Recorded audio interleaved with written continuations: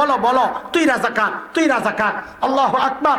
এই বাচ্চা গণজাগরণ মঞ্চে তো গিয়েছে, সে রাজাকার সম্পর্কে জেনেছে, রাজাকারের দুষ্ট চরিত্রের নাম, রাজাকার সন্ত্রাসী লুটেরাদের নাম, রাজাকার ধর্ষকদের নাম, কিন্তু সে জানতো না রাজাকার দেখতে কেমন, সেই অদ্ভুত কোনো প্রাণী কিনা, হাট্টি মাটিম টিম, মাঠে পারে ডিম, খাড়া দুটো শিং, এমন অদ্ভুত কোনো প্রাণীর নাম রাজাকার কিনা। কিন্তু না, মা তার সন্তানকে দেখায় শিখায়া দিচ্ছে রাজাকার চেনো না, রাজাকার হচ্ছে এই দাড়িওয়ালা, রাজাকার হচ্ছে এই টুপিওয়ালা। আমাদের স্পষ্ট কথা, 1971-এর মুক্তিযুদ্ধ দাড়ি আর টুপির বিরুদ্ধে হয় নাই, 71-এর মুক্তিযুদ্ধ ইসলামের বিরুদ্ধে হয় নাই, 71-এর মুক্তিযুদ্ধ ছিল মজলুমের প্রতিরোধ, জালেমের বিরুদ্ধে। প্রমাণ হচ্ছে 7ই মার্চ বঙ্গবন্ধুর সেই তপ্ত ভাষণ, রেসকোর্স ময়দানের সেই তর্জনী নাচিয়ে দেওয়া ভাষণ আজ আমাদেরকে আন্দোলিত করে। সেদিন তিনি বলেছিলেন, এবারের সংগ্রাম মুক্তির সংগ্রাম, রক্ত যখন দিয়েছি আরো দেব, তবু এদেশকে মুক্ত করে ছাড়বো ইনশা আল্লাহ। স্বাধীনতার ঘোষক যখন ইনশা আল্লাহ বলে স্বাধীনতার ডাক দেয়, ওই স্বাধীনতা, ওই মুক্তিযুদ্ধ ইসলামের বিরুদ্ধে হতে পারে না। আজও ইতিহাসের সাক্ষী, আপনারা যায় দেখেন, আগারগাঁয়ে মুক্তিযুদ্ধ জাদুঘরে রাজাকারদের ছবি টানানো আছে, সেখানে অধিকাংশ রাজাকারের মুখে দাড়ি নাই, মাথায় টুপি নাই। আমরা কয়েক বছর আগে গর্বের সাথে লক্ষ্য করেছি, এক সংগঠন মুক্তিযোদ্ধাদেরকে সম্মাননা ক্রেস্ট দিয়েছে, আমরা গর্বের সাথে লক্ষ্য করেছি অধিকাংশ মুক্তিযোদ্ধার মাথায় টুপি, মুখে দাড়ি। তাইলে আমাদের জানতে চাওয়া, এরা কারা যারা মুক্তিযুদ্ধকে দাড়ির বিরুদ্ধে দাঁড় করাতে চায়? এরা কারা যারা মুক্তিযুদ্ধকে ইসলামের বিরুদ্ধে দাঁড় করাতে চায়? আমাদের স্পষ্ট কথা, এখানে সরকারের কোনো সম্পৃক্ততা আমরা বলি না, বিরোধীদের সম্পৃক্ততা বলি না। এরা হচ্ছে নব্য আবু জাহেল। ওই যুগের আবু জাহেলরা ডাইরেক্ট বলতো, লা তাসমাউ লিহাযাল কুরআন ওয়ালগাউ ফি, কোরআন শুনবা না, কাউকে শুনতে দিবা না। এই যুগের আবু জাহেলরা ডাইরেক্ট বলে না, শয়তান পদ্ধতি প্যাকেট চেঞ্জ করেছে। শয়তান এই যুগে মানুষকে কোরআন থেকে দূরে সরানোর জন্য একটা নতুন নষ্ট প্রজন্ম তৈরি করছে, যাদের অন্তরে দাড়ির প্রতি ঘৃণা তৈরি করা হচ্ছে, টুপির প্রতি ঘৃণা তৈরি করা হচ্ছে। কেন? যেন এই নষ্ট প্রজন্ম আস্তে আস্তে দাড়িওয়ালা থেকে, টুপিওয়ালা থেকে তথা কোরআনের শিক্ষক, ধারক বাহক ওলামায়ে কেরাম থেকে বিচ্ছিন্ন হয়ে যায়। আস্তে আস্তে তারা কোরআন থেকে বিচ্ছিন্ন হয়ে, রব থেকে বিচ্ছিন্ন হয়ে যাবে। স্পষ্ট পয়গাম আমাদের, এরে কুলাঙ্গাররা শোনে রাখ, বাংলাদেশে ইসলাম কচুরি পানার মতো ভেসে আসে নাই। এই দেশের ইসলামের গোড়ায়, এই দেশের ইসলামের গোড়ায় কারি ইব্রাহিমের সেজদা পড়েছে। এই দেশের জমিনে হযরত হাফিজজির সেজদার চোখের পানি পড়েছে। এই দেশের ইসলামের গোড়ায় শাইখুল হিন্দ রাহমাতুল্লাহি আলাইহির রক্ত ঝরেছে। এই দেশ থেকে ইসলাম নিশ্চিহ্ন করার আগে শুনে রাখ, যদি আমার দিন আক্রান্ত হয়, মানচিত্র আক্রান্ত হয়, ৭১ একবার মুক্তিযুদ্ধ হয়েছিল ঈমান রক্ষায়, ইসলামী শিক্ষা ব্যবস্থা, মাদ্রাসা শিক্ষা ব্যবস্থা রক্ষায় যদি আরেকটি যুদ্ধের প্রয়োজন হয়, আল্লাহর কসম আবার যুদ্ধ হবে, আবার যুদ্ধ হবে। সমকামিতা কেমনে ও ভাই কেমনে বলার জন্য আর এই প্যাকেট ছিঁড়া দেখানোর জন্যই তো আসছি। আমাদের কাজ কি?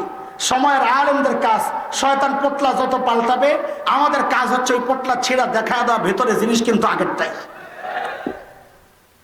অনেক মুরব্বীরা আছেন ভাবতেছেন এগুলো আমাদের এলাকায় না, এগুলো কি কয় বেড়া, একটু কবরের ওয়াজ করবো, একটু মেরাজের ঘটনা কইব, একটু কারবালার ওয়াজ করতে একটু কান্দাগাড়ি করতাম, বেড়া কি কি কইতাছে। হ্যাঁ কান্দেন আপনি, বয়া ভাই ইমান ওরা খাইয়ে লইতেছে, ওরা ইমান খায় লাগ। শুনে খেয়াল করে, সমকামিতা আর ট্রান্সজেন্ডার সম্পর্ক কি? ট্রান্সজেন্ডার কি জিনিস ওইটা আগে বুঝেন।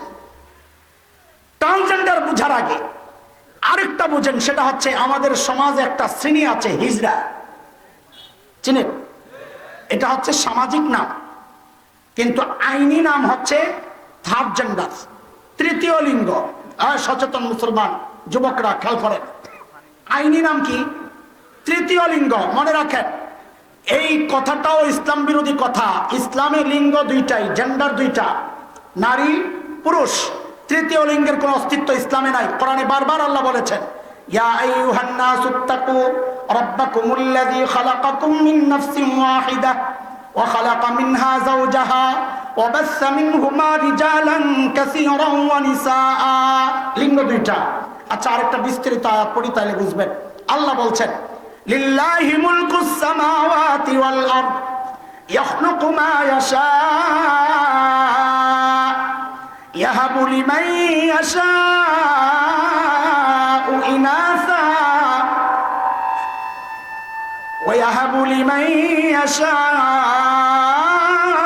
الذكور أو يزوجهم ذكرانا وإناثا ويجعل من يشاء عقيما إنه عليم قدير কিরে ভাই আমার লগে তোর এত খেপ কেন রে মাইকলা আয়োজকরা রাগ হইছে তুইও রাগবি তাকে আপনারা রাগেন না সব রাগ হয়ে যাক শেষ হয়ে এই খেয়াল করেন আল্লাহ বলেন আমি যাকে চাই তাকে শুধু মেয়ে দেই সূরা 1 যাকে চাই তাকে শুধু ছেলে দেই সূরা 2 যাকে চাই তাকে ছেলেও দেই মেয়েও দেই সূরা 3 যাকে চাই তাকে কিচ্ছুই দেই না বন্ধা রাখি সূরা 4 এত বিস্তারিত আল্লাহ বললেন এক জায়গায়ও বলেন নাই যাকে চাই তাকে আমি মিক্স দেই থার্ড জেন্ডার যে ছেলেও না মেয়েও না আমরা এই তৃতীয় লিঙ্গ একটা শব্দ বানাইয়া ক্ষতির যে কাজটা করেছি এদেরকে সমাজোচ্যুত করার মাধ্যমে এই আল্লাহর বান্দীদেরকে সামাজিক কালচার থেকে বঞ্চিত করেছি বাবা মার অধিকার থেকে বঞ্চিত করেছি বাবা মার সম্পদ থেকে বঞ্চিত করেছি লেখাপড়া থেকে বঞ্চিত করেছি আদব আখলাক শিক্ষা দেওয়া থেকে বঞ্চিত করেছি সমাজের আদর যত্ন থেকে বঞ্চিত করেছি এরা সর্বহারা হইয়া এখন রাস্তায় রাস্তায় সংঘবদ্ধভাবে ওরা চাঁদাবাজি করে এরা সংঘবদ্ধভাবে বিয়ে বাড়িতে হানা দিয়া চাঁদাবাজি করে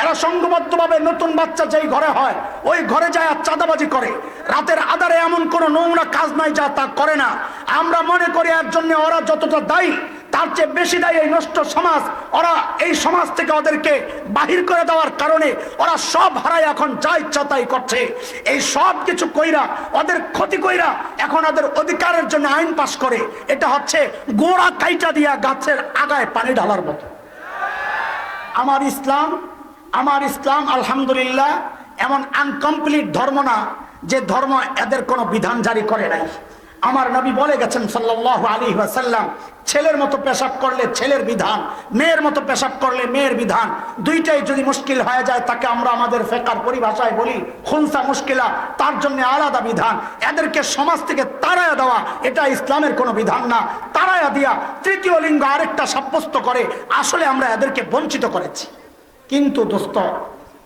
থার্ড জেন্ডার ট্রান্সজেন্ডার এক জিনিস না থার্ড জেন্ডার মানে হিজড়া এটাকে বলে বায়োলজিক্যাল ব্যাপার শারীরিক ব্যাপার শরীরের অসঙ্গতি এটা কিন্তু ট্রান্সজেন্ডার হচ্ছে পুরোটাই মানসিক শরীরের কোনো পরিবর্তন নাই একটা ছেলে বুঝেন একটা ছেলে ছোট থেকে বড় হয়েছে তার যৌন চাহিদা আসছে বালেগ হয়েছে এখন তার আকর্ষণ ছেলে হিসাবে মেয়ের দিকে হওয়ার কথা তার মেয়ের দিকে আকর্ষণ না যায় তার আকর্ষণ যায় ছেলের দিকে এখন পশ্চিমার আইন পাশ করছে কেউ যদি মনে করে আমি নিজে ছেলে না আমি মেয়ে কারণ আমার ছেলের দিকে আকর্ষণ যায় তাহলে আমার ভিতরটা মেয়ে তাইলে বোঝা গেল তার ভিতর মেয়ে উপর ছেলে তার মানে আল্লাহ মেয়ের মনকে ভুলে ছেলের শরীরের মধ্যে ঢুকায়া দিছে এখন সে যদি বলে আমি ছেলে মেয়ে যদি বলে আমি ছেলে আইন করে বলতে হবে সে ছেলে মেয়ে ছেলে যদি বলে আমি মেয়ে আইন পাস করতে হবে সে মেয়ে তার টার্গেট করে বলেছিল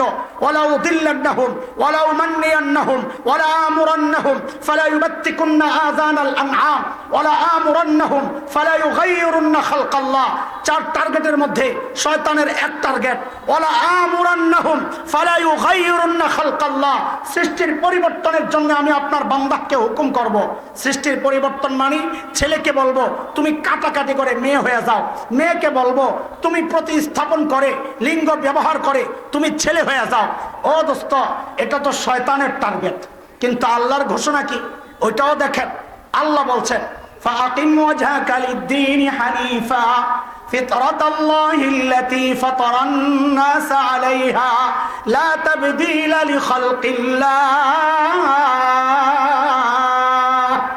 আল্লাহ বলছেন আমি যাকে ছেলে বানাইছি লা তাবদীলা লিখালকিল্লাহ সারা দুনিয়ার চিকিৎসা বিজ্ঞানী চেষ্টা করে তারে মেয়ে বানাইতে পারবে না আল্লাহ বলছেন লা তাবদীলা লিখালকিল্লাহ আমি যাকে মেয়ে বানাইছি সারা দুনিয়ার চিকিৎসা বিজ্ঞানী চেষ্টা করে তাকে ছেলে বানাইতে পারবে না এইবার খেয়াল করে ট্রান্সজেন্ডারের মধ্যে সমকামিতা কেমনে আসলো এইবার বুঝি একটা ছেলে সে কাড়াকাড়ি করে মেয়ে সাজছে, কিন্তু আল্লাহ বলতেছেন লা তাবদীলা লিখালকিল্লাহ, তুই ছেলে ছেলেই রয়ে গেছস যত কাড়াকাড়ি করস।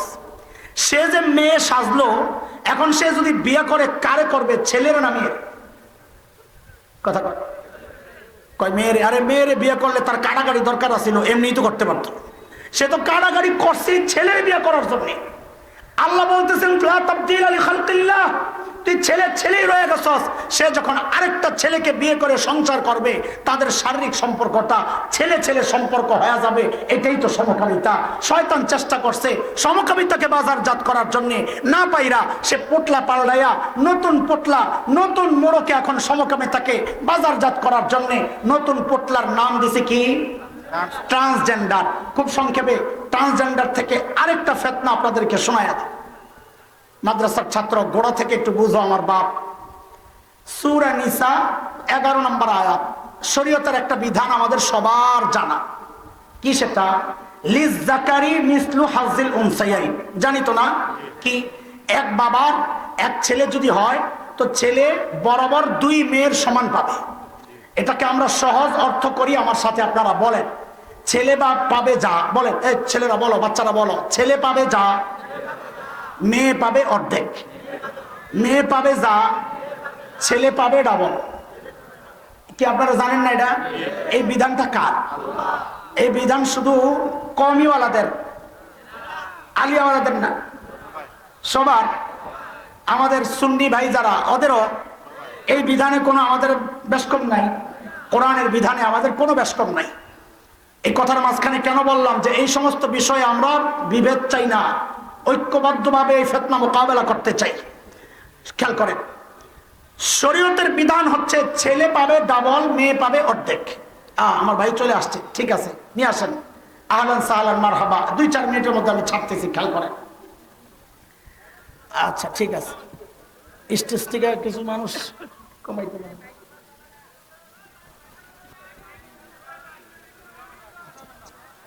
বসো বসো। সমস্যা নেই, এটা শেষ করেন।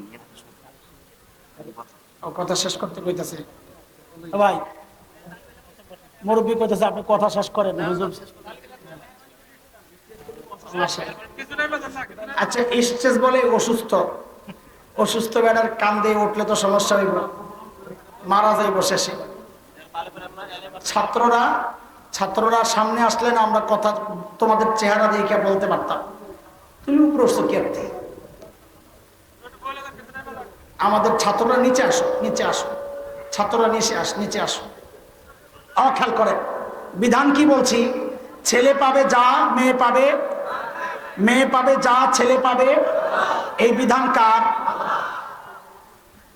ওরা আল্লাহর এই বিধান, কোরআনের এই বিধান থেকে মানুষকে দূরে সরাইতে শুরুতে এসব পুশ করছে। এই এটা কেমন কথা? একই বাবার ছেলে, একই বাবার মেয়ে, তুই পাবি অর্ধেক, ভাই পাবো ডবল। তুই কিভাবে মানুষ মাইয়া ঘরে পুশ করছে। মায়ারা কয়টা আল্লাহর বিধান, দেশের আইন, আমরা কই যাব? শয়তান দেখছে যে এইভাবে তো কোরআনের এই আইনের বিরুদ্ধে দাঁড় করানো যাবে না। শয়তান চালাকি কইরা একটা স্লোগান বানাইছে। সেই স্লোগানটার নাম হচ্ছে সমান অধিকার। বলেন স্লোগানের নাম কি? যেই নাই স্লোগান বানাইছে, এখন বহু ভালো মানুষের মাথায়ও ঢুকছেই না। আমার এক মুসল্লি আমার একদিন বলতেছে, হুজুর যাই বলেন না, এই বিধানটা নিয়ে জানি কেমন কেমন লাগে। আমি লগে লগে কয়ে লাইছি, আপনার ইমানটা লইয়াও আমার কেমন কেমন জানি লাগে।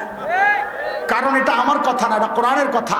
সূরা আহজাব আয়াত 36 আল্লাহ বলেন, মা কানা লিল মুমিনিন ওয়ালা মুমিনাহ ইযা কাদাল্লাহু ওয়া রাসূলুহু আমরা আন ইয়াকুনা লাহুমুল খিয়ারাতু মিন আমরিহিম। আল্লাহ আল্লাহর রাসূলের ফয়সালা আসার পর কোন কেমন কেমন লাগালাগি চলবে না। কথা বলতে শয়তান দেখছে, খাইছে। বাকি এখানেও অনেক থাকতে পারে যাদের কেমন কেমন লাগতে পারে। আপনাদের যেন কেমন কেমন না লাগে, আমরা একটা উদাহরণ দিয়ে আপনাদের একটু বুঝাইয়া দিই। আমার ভাই মুফতি সাখাওয়াত ভাই একটা নতুন করে বাগান সাজাইতেছেন, অনেক বিশাল জায়গা নিয়ে, অনেক বড় মাদ্রাসা। তো মাদ্রাসায় ম্যানেজার, বোর্ডিং ম্যানেজার একটা বাজারে পাঠাবে, এই পোলাপাইন কথা কইস না, ভালো করে আসো। বাজারে পাঠাবেন। তো বলে ভাই কত লাগবে? কয় 5,000। তো হুজুর গণ্যা দিছে 5,000। আমার সাথে বলেন তো এই 5,000 কি জন্য দিছে? এই কথাটা সবাই বলেন, বাজার করতে। বলেন কি জন্যে? হুজুরের ছেলে আছে একটা পিচ্চি, জেলখানায় যাওয়ার আগে হয়েছে আর কি। তো ওই পিচ্চি কয় আব্বা আমি একটু বাজারে যাবো, কেল্লার মোড় বাজার, কতদিন যাই না। তো হুজুর বলে যাও। তো পিচ্চি কেমন জানি একটু মোড়ামুড়ি করে। বাপ মা সন্তানের স্বভাব সম্পর্কে সবচেয়ে ভালো জানেন। হুজুর বুঝছেন কি কারণে মোড়ামুড়ি করে। পকেট থেকে কচকচে একটা 100 টাকা বাইর কইরা পিচ্চির হাতে দিছে, লও মজা খাই। কি খাইতে? আবারও পিছনের পড়াশোনা। বোর্ডিং ম্যানেজারে দিছে কত? কি করতে?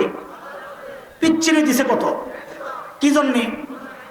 যেই না পিচ্চিরে 100 ধরাইছে, পিচ্চি এমন এক মোড়া রয়েছে। কি হয়েছে? আরে কি হয়েছে বলো? আমার আরে কি হয়েছে বলবি তো, কানে শুনে না। কত নিবা? 5,000। কি জন্যে? কোনারে দিছ? কারণ উনি তো বাজার করবে, আমিও তো বাজারে যাব, সমান অধিকার। খেয়াল করেন। এখন বলেন বাজার ওয়ালাকে দিছে 5,000, মজা খানেওয়ালাও যদি কয় আমারও 5,000 দেওয়া লাগবে, এই দাবিটা যৌক্তিক না অযৌক্তিক? এই অযৌক্তিক দাবি আমাকে আপনাকে ওরা সমান অধিকারের নামে গিলেইতে চায়। কেমনে? খেয়াল করেন। আল্লাহ ছেলেকে ভাগ দিছে 2টা। কয় ভাগ? পোলাবেন কথা কও, কয় ভাগ? দায়িত্ব দিছে 4টা। ভাগ কয়টা? দায়িত্ব। আল্লাহ মেয়েকে ভাগ দিছেন 1টা। দায়িত্ব আমি যেভাবে বলি তোরা পোলাবেন যারা আসস আমার সাথে ওইভাবে বলবি যেন কলি যায় লাগে। বল দায়িত্ব 0। 0টা আরো সুন্দর করে গুতা যায় লাগে খোসা। দায়িত্ব 0। ভাগ কয়টা? দায়িত্ব। আবার বল ছেলেরে আল্লাহ ভাগ দিছেন কয়টা? দায়িত্ব। মেয়েরে ভাগ দিছেন কয়টা? দায়িত্ব। আচ্ছা এবার বুঝেন কেমনে কেমনে। ছেলেরে ভাগ দিছেন কয়টা? 2টা। দায়িত্ব কেমনে? ও ছেলে তুমি যদি স্বামী হও তো স্ত্রীর ভরণ পোষণের দায়িত্ব তুমি স্বামী 1। ও ছেলে তুমি যদি বাবা হও তো কন্যার ভরণ পোষণের দায়িত্ব তুমি বাবা। ও ছেলে তুমি যদি সন্তান হও মায়ের ভরণ পোষণের দায়িত্ব তুমি সন্তানের। ও ছেলে তুমি যদি ভাই হও বোনের ভরণ পোষণের দায়িত্ব তুমি ভাইয়ের। তাহলে দায়িত্ব কয়টা? ভাগ কয়টা? ওরে 2 ভাগ কেন দেওয়া হয়েছে? ওই 4 গ্রুপে বাজার করে খাওয়াইতে। কি করে খাওয়াইতে? তো বলেন আবার 2 ভাগ কেন? বাজার করতে। বলেন 2 ভাগ কেন? আল্লাহ মেয়েরে ভাগ দিছেন কয়টা? দায়িত্ব। কেমনি 0? ও মেয়ে তুমি যদি স্ত্রী হও তোমার ভরণ পোষণের দায়িত্ব তোমার স্বামীর। ও মেয়ে তুমি যদি কন্যা হও তোমার ভরণ পোষণের দায়িত্ব তোমার বাবার। ও মেয়ে তুমি যদি মা হও তোমার ভরণ পোষণের দায়িত্ব তোমার সন্তানের। ও মেয়ে তুমি যদি বোন হও তোমার ভরণ পোষণের দায়িত্ব তোমার ভাইয়ের। বলেন দায়িত্ব কয়টা? 0। দায়িত্ব কয়টা? ভাগ কয়টা? কয় দায়িত্ব নাই, ভাগ কি জন্যে? কয় মজা খাইতে। কথা কয় না। কি জন্যে? আবার বলেন কি জন্যে? আল্লাহ ছেলেরে ভাগ দিছে কয়টা? কি জন্যে? বলে না কি জন্যে? মেয়েরে ভাগ দিছেন কয়টা? কি জন্যে? মজা খাইতে। এখন মজা খাওয়া গ্রুপ যদি কয় আমারও বাজারওয়ালার মতো ডাবল দেওয়া লাগবে, তাই এটা যৌক্তিক দাবি না পাগলামি? এই পাগলামি ওরা চাইছিল সমান অধিকারের নামে আমাদেরকে গিলাইতে। শয়তান পারে নাই, কাম শেষ, এই পোটলা আরেকটা ল সিস্টেম যেটা। তো সাগরেদরা জিজ্ঞেস করে বস কোন পোটলা দেবো? কয় ট্রান্সজেন্ডারের পোটলাটা দে। কোন পোটলা? বলে ট্রান্সজেন্ডার দিয়া এই সমান অধিকার কেমনে বাস্তবায়ন করবো? তুমি বুঝো না? তো বুঝো দোস্ত, এক লোকের 1 ছেলে 1 মেয়ে। খুব খেয়াল করেন। এখন ছেলে পাইব কয় ভাগ? মেয়ে কয়টা? এখন ওই তথাকথিত নারীবাদী আর ট্রান্সজেন্ডার বাদীরা আইসা এই মেয়েরে জিজ্ঞেস করে কিরে তুই কদ্দুর পাইছস? আমার ভাইয়ের অর্ধেক। একই বাবার সন্তান অর্ধেক কেন পাইলি? কয় ওই যে শরীয়তের আইন, রাষ্ট্রীয় আইন, আমি এর বিরোধিতায় যাইতে পারি না। যদি ট্রান্সজেন্ডার আইনটা পাশ হয়ে যায়, আপনারা চিন্তা করতেছেন এটাও কে দেশে পাশ হইব? গত অক্টোবরে খসড়া তৈরি হয়েছে। খসড়ার নাম হচ্ছে ট্রান্সজেন্ডার অধিকার সংরক্ষণ আইন 2023, আমি আবারও বলছি, ট্রান্সজেন্ডার অধিকার সংরক্ষণ আইন 2023 এই নামে একটা আইনের খসড়া তৈরি হয়েছে, এখন পাশ করার অপেক্ষায় আছে। যদি আইনটা পাশ হয়ে যায়, এখন এই মেয়ের আর আপনি অর্ধেক দিয়ে রাজি রাখতে পারবেন না, আইন বিরোধিতা করবে। কেন? ওই মেয়েরে কবে তুই কদ্দুর পাইছস, অর্ধেক, পুরাটা চাস নি, ভাইয়ের সমান সমান চাস, তুইলে তাইলে তুই ক আমার কেমন কেমন জানি লাগে, আমার কেমন লাগে, আমার নিজের ছেলে ছেলে লাগে। যদি খালি এটা মুখ দিয়ে বাইর করতে পারে আমার নিজের ছেলে ছেলে লাগে, তো আইন রেডি আছে, তাইলে তুই ছেলে, এখন আপনি আর অর্ধেক দিতে পারবেন না। যদি বাবা এই মেয়ের অর্ধেক দেয়, রাষ্ট্রীয় আইন বাবাকে গ্রেফতার করে নেওয়া যাবে, কারণ এখন আর সে মেয়ে নাই, সে কেমন কেমন লাগার মাধ্যমে কি হয়ে গেছে। দেখছেন নি কারবার, শয়তান খালি পোটলা পাল্টায়। আমি এটা বলেছি, বিক্ষিপ্ত ছোট ছোট বিধান থেকে মানুষকে কোরআন দিয়ে দূরে সরানোর একটা পদ্ধতি, আরেকটা হচ্ছে গোটা শিক্ষা ব্যবস্থা থেকে। কারণ আমি তো শাহবাগের খুব কাছাকাছি থাকি, আমার বাসা 1.5 থেকে 2 কিলো, তো শাহবাগের সেই উত্তাল দিনগুলোর কিছু আমার সামনে দিয়েও আসে যায়, আমি বুঝি। একদিনের গল্প শোনাচ্ছি আপনাদের। আমার সায়েন্স ল্যাবরেটরি মোড়ে একটা বড় ফুট ওভার ব্রিজ আছে, পায়ে হেঁটে রাস্তা পার হওয়ার যে ব্রিজ। একদিন উত্তর দিক থেকে দক্ষিণ দিকে আমার গন্তব্য। ভাই, আমি কারো শোনা গল্প আপনাদেরকে শোনাচ্ছি না, আই উইটনেস, আমার সাথেই হওয়া ব্যাপার এটা, আমি চাক্ষুষ সাক্ষীটা। আমি উত্তর দিক থেকে দক্ষিণ দিকে আমার গন্তব্য। দক্ষিণ দিক থেকে এক মা তার ছোট্ট বাচ্চাকে নিয়ে আমাকে ক্রস করবে। বাচ্চা এবং মায়ের বেশভূষা, গেট আপ সেট আপ, পোশাক আশাক, সাজসজ্জা, এগুলা দেখে আমার বুঝতে কষ্ট হয় নাই, ওরা গণজাগরণ মঞ্চ থেকে আসছে, আঁকা উকা সবকিছু দেখা। আমার এতে কোনো আপত্তি নাই। একজন মায়েরই দায়িত্ব সন্তানের হৃদয়ে ইমানি চেতনা জাগ্রত করা, একজন মায়েরই দায়িত্ব সন্তানের হৃদয়ে দেশপ্রেম জাগ্রত করা। মা হয়তো ওই কাজটা করার জন্য ওখানে গিয়েছে, কিন্তু বিপত্তি বাঁধলো কোথায়? যখন ওই মা আমাকে ক্রস করবে, ঠিক ওই সময় মা আমাকে দেখায় দেখায়া সন্তানকে শিখাইয়া দিচ্ছে বলার জন্য, বলো বলো তুই রাজাকার, তুই রাজাকার। আল্লাহু আকবার। এই বাচ্চা গণজাগরণ মঞ্চে তো গিয়েছে, সে রাজাকার সম্পর্কে জেনেছে, রাজাকারের দুষ্ট চরিত্রের নাম, রাজাকার সন্ত্রাসী লুটেরাদের নাম, রাজাকার ধর্ষকদের নাম, কিন্তু সে জানতো না রাজাকার দেখতে কেমন, সেই অদ্ভুত কোন প্রাণী কিনা, হাট্টি মাটিন টিম, মাঠে পারে ডিম, খাড়া দুটো শিং, এমন অদ্ভুত কোন প্রাণীর নাম রাজাকার কিনা। কিন্তু না, মা তার সন্তানকে দেখায় শিখায়া দিচ্ছে, রাজাকার চেনো না, রাজাকার হচ্ছে এই দাড়িওয়ালা, রাজাকার হচ্ছে এই টুপিওয়ালা। আমাদের স্পষ্ট কথা, 1971-এর মুক্তিযুদ্ধ দাড়ি আর টুপির বিরুদ্ধে হয় নাই, 71-এর মুক্তিযুদ্ধ ইসলামের বিরুদ্ধে হয় নাই, 71-এর মুক্তিযুদ্ধ ছিল মজলুমের প্রতিরোধ, জালেমের বিরুদ্ধে। প্রমাণ হচ্ছে 7ই মার্চ বঙ্গবন্ধুর সেই তত্ত্ব ভাষণ, রেসকোর্স ময়দানের সেই তর্জনী নাচিয়ে দেওয়া ভাষণ আজও আমাদেরকে আন্দোলিত করে। সেদিন তিনি বলেছিলেন, এবারের সংগ্রাম মুক্তির সংগ্রাম, রক্ত যখন দিয়েছি আরো দেব, তবু এদেশকে মুক্ত করে ছাড়বো ইনশা আল্লাহ।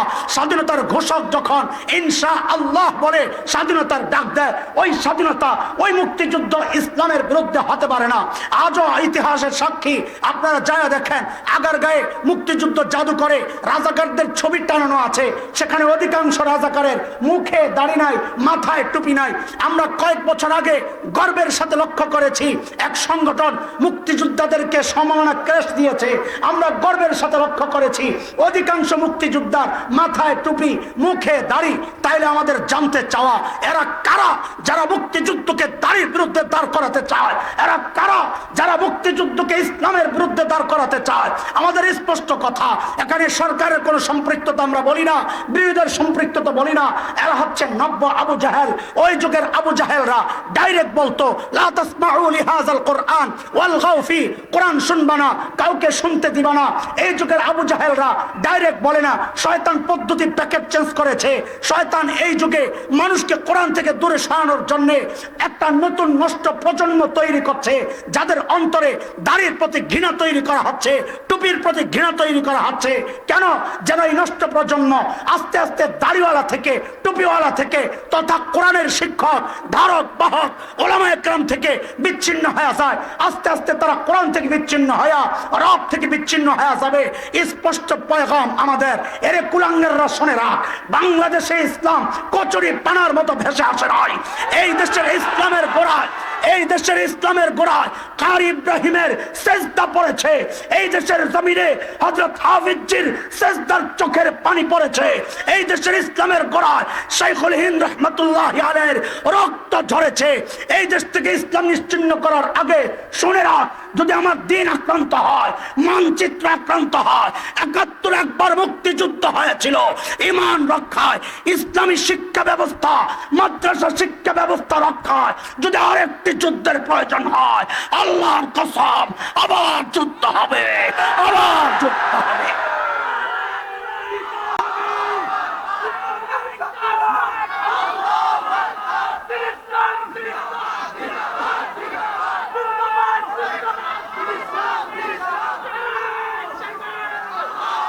মুহতারাম হাজরিন, সময় সব দিক থেকে সংকীর্ণ হয়ে আসছে, আমারও যাওয়ার তারা। ভাইও এসে বসছে, ভাইয়ের সমস্যা নাই, আমাদের সাথে সম্পর্কটা আমার নিবিড়, সারা রাত বসায় রাখলেও বসবেন, কোনো অসুবিধা নেই, সে বিশ্বাস আমার আছে। কিন্তু আরেকটা মাহফিলের ব্যাপারও আছে, কিন্তু তার আগে আপনারা তো আবার শেষে বললে পালাইয়া যাবেন, আপনাদের আমরা চিনি। কোরআনের পক্ষে থাকতে রাজি আছি, রক্ত দেওয়া লাগলে, কল্লা দেওয়া লাগলে, শুধু টাকা চাইেন না, হুজুর কল্লা চান, রক্ত চান, কল্লা জাঁত সব দিল, কিন্তু পয়সা টয়সা চাইেন না। আমগো কাছে আমগো কল্লার চেয়ে আমগো পয়সার দাম বেশি, ঠিক না? না পয়সা দিয়েও শরীক হইতে রাজি। কোরআন শিক্ষা ব্যবস্থা, কোরআনী প্রতিষ্ঠান, কোরআনী মাহফিল ঠেকানোর জন্য আমরা জান মাল সব কিছু কোরবান করতে কে কে প্রস্তুত দেখি? আল্লাহু আকবার, মাশাআল্লাহ। এত হাত উঠছে, সব দিয়ে হাত পকেটে ঢুকলে কতগুলা টাকাই? সমস্ত হাত পকেটে ইনশাআল্লাহ। 2 মিনিট সময় দিলাম, সমস্ত হাত পকেটে, কেউ খালি হাতে যাব না। যার যা সামর্থ্য আছে, এই সুন্দর আয়োজনটা করতে ওনাদের কত খরচ করতে হয়, একটু সহযোগিতার হাত আমরা বাড়াইয়া দিই।